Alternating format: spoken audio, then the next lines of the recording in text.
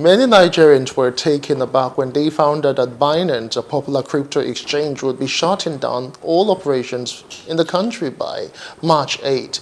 Despite facing regulatory hurdles in the past, people were puzzled about why the top crypto exchange would leave the fast-growing market for Bitcoin usage. My guest, Nathaniel Luz, is the CEO and co-founder of FleanCap, where he leads the team in creating top-notch financial solutions for businesses. He is also the brain behind Chepwa, a savings and contributions app that follows the order of the traditional Nigerian Ajo system. Before founding his startups, Nathaniel worked with several organizations like Paxful, Dash, and YOLO Group. He also Digital is the Cash and Bitcoin is Cash, two books that provide comprehensive insight into the innovative solutions offered by cryptocurrency and blockchain in the modern banking industry. He is currently on the third boot, Yabanobi Silicon Valley, which contains a timely message for all startup founders and entrepreneurs in Nigeria. He is a dynamic and inspiring leader who fosters a culture of innovation, collaboration, and excellence within his company. Thanks for joining me, Nathaniel. Thank you so much. It's great to be here today. All right, let's see if we can actually quickly run through what we have for this morning. Now, while the Naira seems to have improved after the crackdown, crypto experts and investors say the entire episode has left a bitter taste in their mouths as regards investing in the country. What's the true picture? So, whenever there is a ban on things like this, it affects confidence, right? So, what the government has done is to use its veto powers to go hard against Binance. And that has actually negatively impacted the confidence of users, investors, and everything. So, there was actually an issue between the government and Binance, right? So, there are blames on both sides.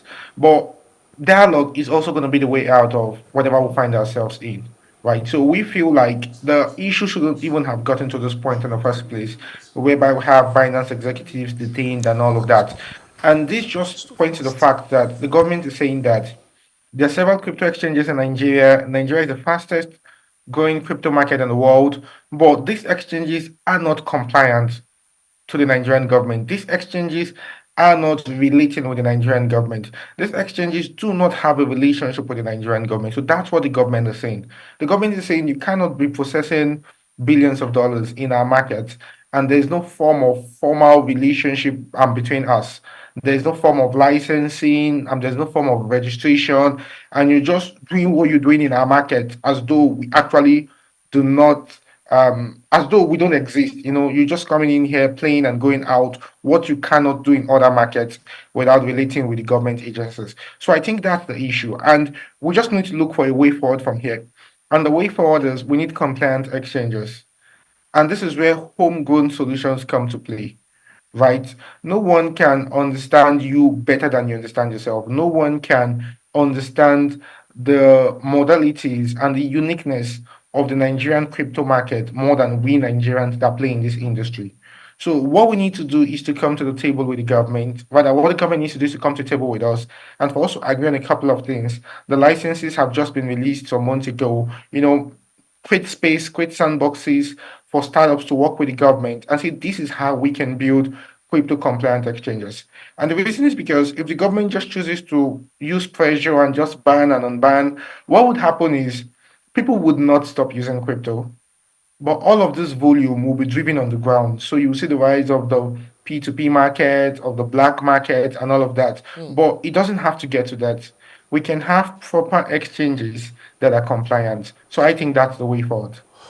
All right, okay. Now, whether Binance has contributed to Nigeria's worsening economic picture is certainly up for debate, though to the extent that lots of people have been commenting, But let's really talk about some other issues right now. It's worth noting that although the Nigerian government moved to block access to other crypto platforms, seemingly only Binance is under fire. What does this really mean to you? Binance was the largest exchange in the Nigerian market, in the Nigerian P2P market.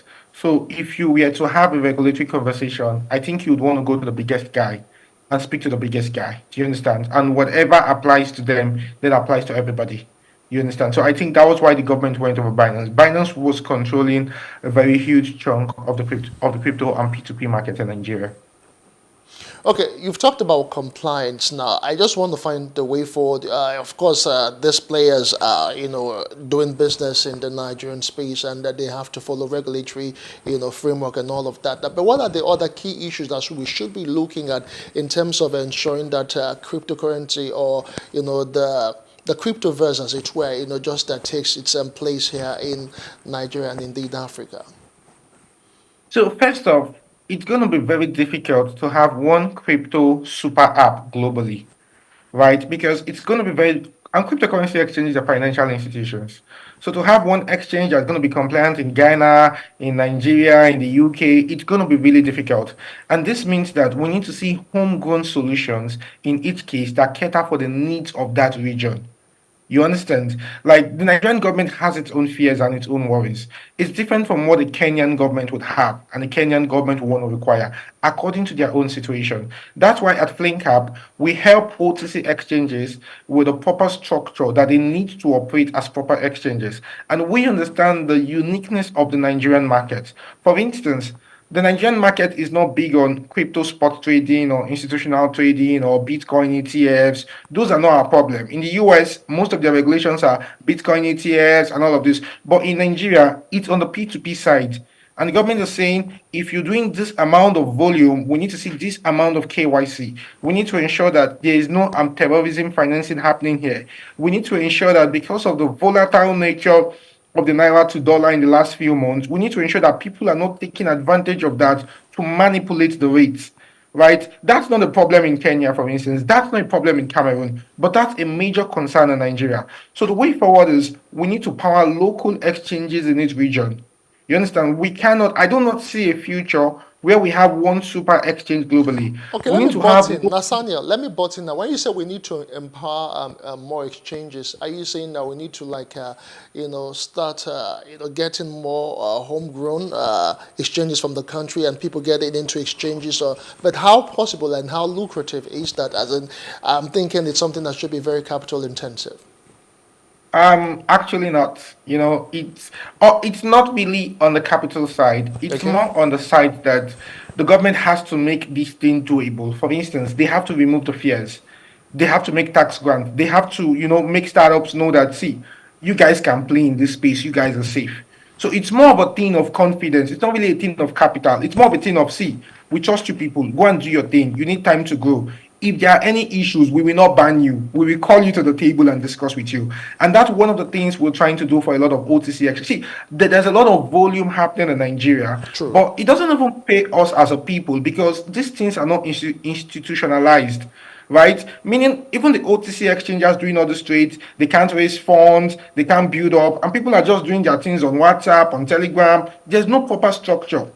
The same things we do, it's just like the same businesses our parents run, SME here and there, is what people run everywhere in the world, in Asia and co. And they build them into proper businesses that help hold the economy.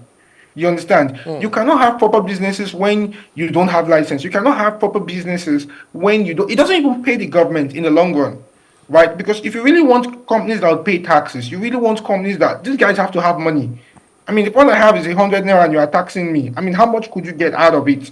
But if I have 100 million naira and you're taxing me, it's two different things, right? So Yeah. what we need to do is to empower and support our local homegrown solutions, like ThinkUp is currently doing, and we also need a partnership from the angle of the government that says, "Hey, you guys can be free to breathe, right? Okay, Let's let speaking these of guys this breathe." partnership now, Nasania, so what's in the pipeline? So what conversations have the key actors have been doing in terms of jojoing with the federal government to ensure that these structures and this confidence level that you're talking about are actually being discussed? Yeah, so we've actually been having conversations with the government dating as early as 2017, 2016 on crypto in the space with the SEC, with NITA. The SEC licenses were just released some months ago, and a number of startups, including mine, CleanCap, is planning on getting this license. But we also need to be sure that after this license, nobody will be banned. Because, the license requires a 1 billion naira bond, of which you take 75% of that. Just basically like your normal PSSP True. license, B license, and all those things. But we need to be sure that just like banks are a bit sure that, okay, if we do this, even if there's an issue, there are ways to resolve it. Do you understand? But people also need to be sure that, see, if we must raise this fund and commit this amount of money to getting this license, there will be no surprises tomorrow. I think that's the point we are in. It's not like we don't want to pay for the license, but we just want to be sure that there would be no surprises going forward. Okay, because of government policies and sometimes how they could be very, very erratic. I understand the part that you're talking about. But as we move on right now, let's talk about the future, really, of the cryptocurrency, the bitcoins, and all of that in Nigeria, because Nigerians are actually very, very involved with all of the regulations, with all of the actions and inactions. How do you see cryptocurrency, thriving in Nigeria, let's say in the next 5 months? Because some people right now might not really be investing as much as it is because of what's going around the crypto generally globally. I would just say this is a chaotic situation, and chaos is a period of builders, right? So I see that would see more people building more solutions. The usage of crypto in Africa cannot go down because crypto is a lifeline for Africans, right? So for people in the West, in the Germany and co, it's just a luxury. That's why they talk ETFs and all that. We don't talk ETFs here because we don't have that luxury of time. If you're Nigerian, you can't send money through PayPal, right? You just go up to realize that you've been cut out from the global financial system. So crypto is our way to connect back. So we don't even see crypto as, yeah, we invest in it, we trade it and all of that. But the first thing is that crypto gives us a leverage. It means I can wake up right now and make a payment to someone in India and receive a payment from China in 5 minutes. That's what crypto does for me. So crypto is more like my visa to the global economy, which is why whether you ban, you unban, you reban, people would still use it because it's solving a damn need, not a want. Okay, I get all of that, Nathaniel, but the question right now would be how far or when can we see a situation where Nigerians can actually, play in the crypto space and, of course, do all their transactions, even maybe make payments for local stuff on with crypto as it is now? Because in my head, I'm thinking crypto is dollar denominated, and some people have issues with that. Crypto is not really dollar denominated. It is fiat denominated. It Okay. just happens to be that dollar is the de facto currency of every country in the world. So if you want Yeah. to import things, everybody's saying dollar. You want to do this True. dollar. So dollar has just become that central standard, which is why we actually use it. You can measure crypto in naira. Crypto adoption is growing. We have the necessary investors. We have the necessary startups. All we just need in this part of the world, the only thing missing is confidence. The confidence, it's the same reason why Nigerian startups incorporate in Delaware, right? You are here, you are making Naira, but you are gathering it and paying hundreds and thousands of dollars every year. It's just the confidence. Even people that have not been to Delaware too are incorporating in Delaware. It's the confidence it gives you. So what our industry lacks is the confidence, and that confidence can only be created by the government. Okay. So as we round off now, as we round off from this particular discourse, let's talk about for investors right now. What would you say to them? Because over time we've talked about how you could actually just use a cryptocurrency as a hedge, for the future and all of that. But some people seemingly have some sort of disbelief in the crypto. You've talked about chaotic situations and all of that. But for people who would want to be investing in crypto, what should they be looking at? What should they be hopeful of? And just what exactly should be the main hope that you can give to them? So cryptocurrency is here for the long term. And just like every asset class, gold, the precious metals, the gold, the silver, oil, commodities, and all of that, real estate, and all that, people tend to hedge on them and say, can I buy low and sell high? Right. So that's what everybody tends to do. And people also try to do that with crypto. And that's fine. It's the market is the market, right? So for people who want to play in the crypto market, just ensure that you're compliant. Just ensure that you're only dealing with people you know because there are lots of KYC issues. So we've seen issues in which people receive fraudulent naira due to a certain transaction. So just ensure that you're dealing with recognized exchanges. Ensure that you're dealing with compliant entities. And in my opinion, I think you're fine. Do your normal due diligence. If you want to make an investment, I don't offer financial advice. It's your cup of coffee if it goes north or it goes south.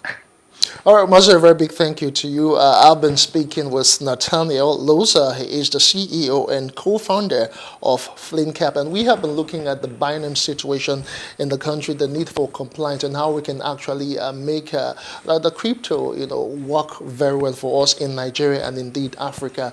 We must say a very big thank you to you, Nathaniel, for joining us on the show this morning. Thank you very much. It's my pleasure. Yes. And that's the size of the show for today. Many thanks for being there. My name is Justin Akadonia. I'll see you again next time. Bye for now.